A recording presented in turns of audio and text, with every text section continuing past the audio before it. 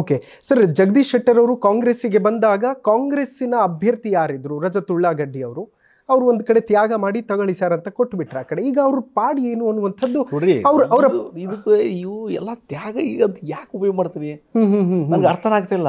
Okay, ಈಗ ನಾನು ಬಂದಾಗ ಎಲ್ಲರೂ ಅವರೇ ಹೈಕಮಾಂಡ್ದವ್ರೆ ನೀವು ಇಲ್ಲಿ ನಿಲ್ಬೇಕಂತ ಹೇಳಿದ ಮೇಲೆ ಇದು ತ್ಯಾಗ ಅಂತೂ ಪ್ರಶ್ನೆನೇ ಬರುದಿಲ್ಲ. ಓಕೆ, ಯಾರೋ ಒಬ್ರೆ ಸಿಟ್ಟಿಂಗ್ MLA ಇರ್ತಾರೆ, ಅವ್ರು ರಾಜೀನಾಮೆ ಕೊಟ್ಟು ಹೊರಗಡೆ ಬಂದು ಮತ್ತೊಬ್ರಿಗೆ ಸೀಟ್ ಬಿಟ್ಟಾಗ ಅದಕ್ಕೆ ತ್ಯಾಗ ಅಂತಾರೆ.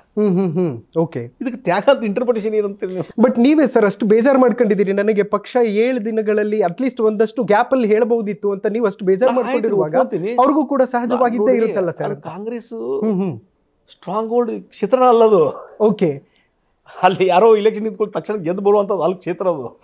ಆದ್ರೂ ನೀವು 60,000 ತಗೊಂಡಿದ್ದು ಗ್ರೇಟ್ ಅಲ್ಲ, ಆಯ್ತು ಮಾಡಿದ್ದೇವೆ.